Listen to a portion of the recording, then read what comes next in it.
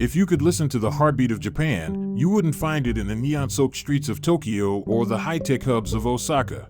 You would find it in the soft rustle of a silk kimono and the low chime of a bronze temple bell in Kyoto. This city is not merely a collection of historic buildings, it is a living, breathing sanctuary where the ancient world and the modern era don't just coexist, they find a perfect, quiet harmony.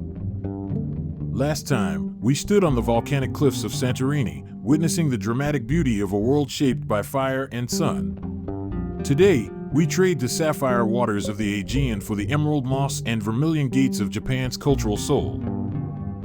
Kyoto is a place where the seasons are celebrated as if they were deities themselves, and where every stone, every tree, and every drop of water is placed with a deep, spiritual intention. This is a journey through the eternal spring of the Japanese spirit. To enter Kyoto is to step through a veil into a world that prioritizes the spirit of Zen. In a nation known for its relentless pace and technological marvels, Kyoto serves as the country's deep, steady breath. It was the imperial capital of Japan for over 1,000 years, and that legacy is felt in the very atmosphere of the city. There is a specific kind of stillness here, a quality of silence that isn't just the absence of noise, but the presence of peace. You feel it in the morning mist that clings to the Arashiyama mountains and in the way the sunlight filters through the branches of ancient cherry trees. The city is a masterpiece of urban planning from a different age, laid out in a grid pattern inspired by ancient Chinese capitals, yet it feels organic, as if it grew out of the earth alongside the forests that surround it. This is the heart of Japanese tradition, where the pursuit of beauty and the cultivation of the inner self are considered one and the same. Nowhere is the spiritual gravity of Kyoto more visible than at the base of Mount Inari. Here lies Fushimi Inari-taisha, perhaps the most iconic image of Japan. Imagine a path that leads not just up a mountain, but seemingly into another realm. This is the Trail of the Thousand Torii Gates. Each gate is a vibrant, shocking shade of vermilion, a color believed in Shinto tradition to expel evil and preserve the power of life. As you step under the first gate, the modern world begins to recede. The gates are placed so closely together that they form a tunnel of light and shadow, a rhythmic orange heartbeat that guides you higher into the sacred forest. These gates are not just architectural features, they are offerings.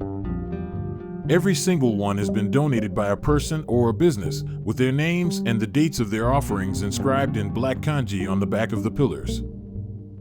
It is a physical manifestation of centuries of prayers, gratitude, and hope. As you hike higher, the air grows cooler and the sounds of the city below are replaced by the scurrying of foxes, the messengers of the god Inari, and the drip of mountain water into stone basins.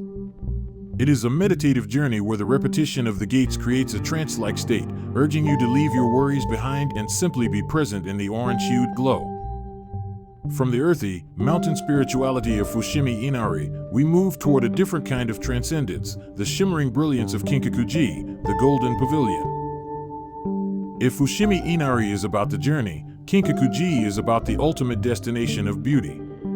Set against a backdrop of dark, dense evergreens, the temple appears almost like a mirage.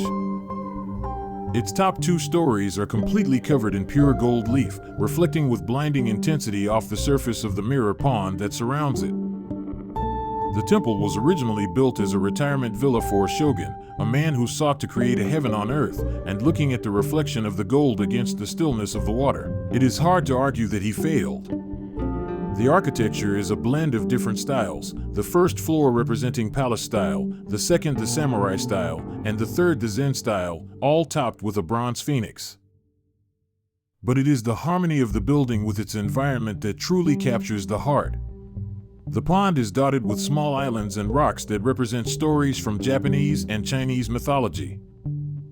Even when the crowds are thick, the pavilion remains aloof and majestic, a reminder that true beauty remains untarnished by the passage of time or the eyes of the world. It is a symbol of Kyoto's ability to take the material wealth of the world and transform it into something that feels entirely ethereal. But Kyoto's beauty is not always as loud as a golden temple or as vibrant as 1,000 orange gates. Often, its most profound power lies in the subtle, the natural, and the carefully curated. In the western district of Arashiyama, the landscape opens up into a scene that feels like it was plucked from a dream. The Arashiyama Bamboo Grove is a place of vertical wonder. As you walk the winding path, the world is suddenly defined by tall, slender stalks of green that reach toward the heavens, blocking out the sun and creating a soft, filtered light that bathes everything in a sea of emerald. There is a specific sound here that the Japanese Ministry of Environment has designated as one of the 100 preserved soundscapes of Japan. The creaking of the bamboo as it sways in the wind and the rustling of the leaves high above.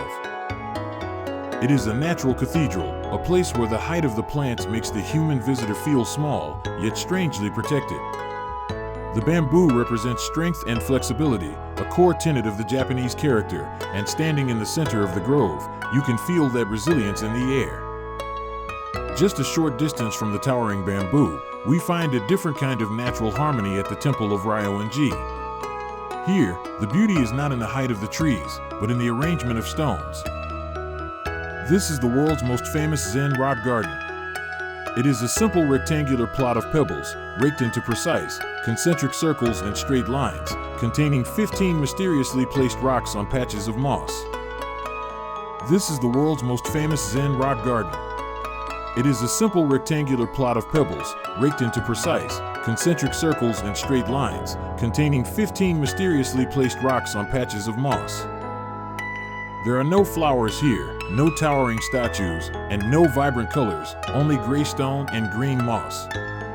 Yet, it is one of the most intellectually and spiritually stimulating places in Kyoto. The garden is designed so that from any vantage point on the wooden veranda, at least one of the 15 rocks is always hidden from view. It is a lesson in the incompleteness of human perception, a reminder that we can never see the whole truth of the world at once. To sit on the edge of the Ryoan-ji garden is to engage in an ancient conversation with oneself. The raked gravel represents the ocean, the rocks represent islands or mountains, or perhaps they represent nothing at all. The meaning is not in the stones themselves, but in the space between them and the quiet mind of the observer. This is the essence of Kyoto's Zen, the idea that less is more, and that in simplicity, we find the infinite. As the sun begins to dip behind the western hills, the atmosphere of Kyoto shifts from the spiritual to the traditional. We find ourselves in the Gion district, where the wooden machiya houses lean in close to the narrow streets and the sound of wooden sandals, or geta, clicks against the pavement. This is the world of the Gaiko and Maiko, the highly skilled artists of conversation, dance, and music who have become symbols of Japanese culture. Gion is a place where time has been intentionally slowed. The modern world of glass and steel is forbidden here, replaced by dark wood, paper lanterns, and bamboo fences. To walk through Gion at dusk is to see the shadows of history come to life. You might catch a fleeting glimpse of a Maiko, her face painted white and her kimono a riot of seasonal colors, disappearing behind a nondescript doorway into a hidden tea house. These women are the custodians of a vanishing world, dedicating years of their lives to mastering arts that date back centuries. Their presence is a reminder that culture is not just something found in a museum, it is something that is lived, practiced, and passed down through the generations with meticulous care. In Gion, the concept of omotenashi, or wholehearted hospitality, reaches its peak. In the quiet tea houses hidden away from the main streets, the tea ceremony is performed with a level of precision that turns a simple act of drinking into a spiritual ritual. Every movement, the purification of the tools, the whisking of the matcha, the way the bowl is turned before drinking, is a choreographed expression of respect and mindfulness. It is a practice designed to bring the host and the guest into the present moment, acknowledging that this specific gathering can never be repeated exactly as it is. In a world that is increasingly fast-paced and disposable, Kyoto clings to the value of the ephemeral. The cherry blossoms that fall like snow in April and the fiery maples of November are celebrated precisely because they do not last. This appreciation for the fleeting nature of life, known as mono no aware, is the golden thread that runs through every temple, garden, and street in this city.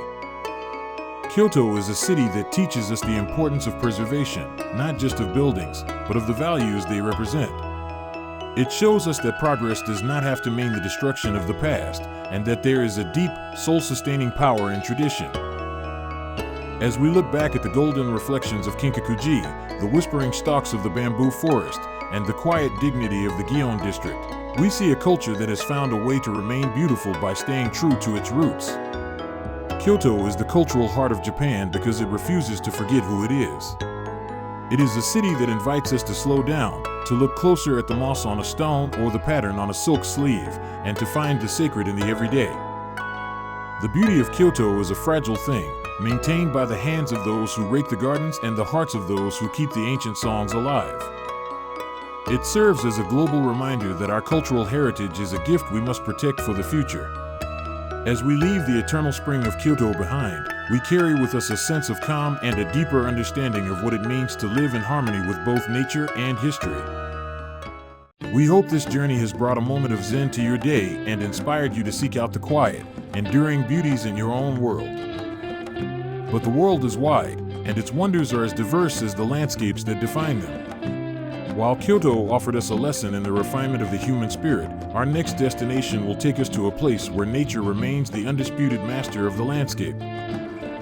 We are heading to a realm of jagged peaks, ancient glaciers, and waters so blue they defy belief. Our next journey takes us across the Pacific to the rugged heart of the Canadian Rockies. We will explore the majestic wilderness of Banff National Park, where the turquoise lakes reflect the towering strength of the mountains and the wild spirit of the North reigns supreme. It is a place of raw, untamed power that offers a different kind of peace, the peace of the great outdoors.